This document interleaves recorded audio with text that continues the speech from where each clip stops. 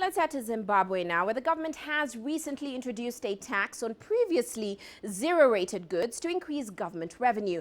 Well, the move has left consumers in the country with a burden many are unable to bear, considering the high rate of unemployment in the country.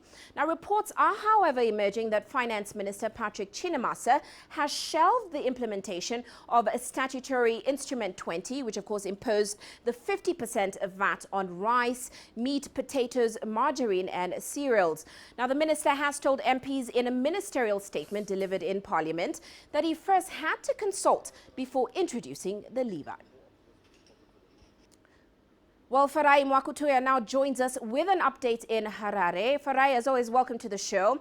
Of course, what does Finance Minister Patrick Chinamasa's decision to shelve the implementation of this 15% VAT on various products mean? Could we see this VAT delayed for long with this decision?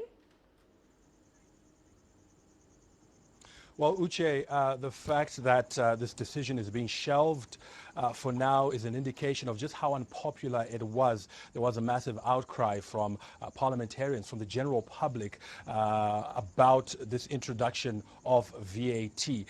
Now, because it's so unpopular, it's unlikely to come back or be reinstated in its current form. What we are likely to see is an introduction of a new tax or levy in a different sphere or a different area. For instance, in the past, government has levied a tax, taxed airtime. Every dollar of airtime that was spent, a certain portion of that went into government coffers. And that's what we're likely to see because, as you quite rightly mentioned, the government is desperate for cash. And the finance minister did say that, look, if I shelve this tax, I have to find something else to tax. And that is the reality. He needs money. He's desperate to get money. Government needs money. And so we'll find another way. This one's proved to be unpopular, so it's unlikely to come back in the form that we've seen it before, but certainly another area will be taxed in order for government to mobilize the resources that it requires. Well, Farai, of course, the government is still facing a crippling cash shortage. We've seen it crushing the rest of the economy. Is the country's new bond currency having the expected effect? Well, Uche, the primary purpose of the bond notes when they introduced was as an export incentive, so to encourage exporters to sell more of their products and generate foreign currency. Its secondary objective was to help ease that shortage of cash. Now, if you go to most banks across Zimbabwe, you're likely to see queues there. And that's purely because there aren't enough bond notes in circulation. The amount of bond notes that have been injected are 88 million. And so that isn't enough for locals, for their demand, because they still want this hard cash and to transact in hard cash. Avenues that have been availed, such as plastic money, for instance, haven't been rolled out countrywide. And so particularly in outlying areas and rural areas, there is a demand for physical cash.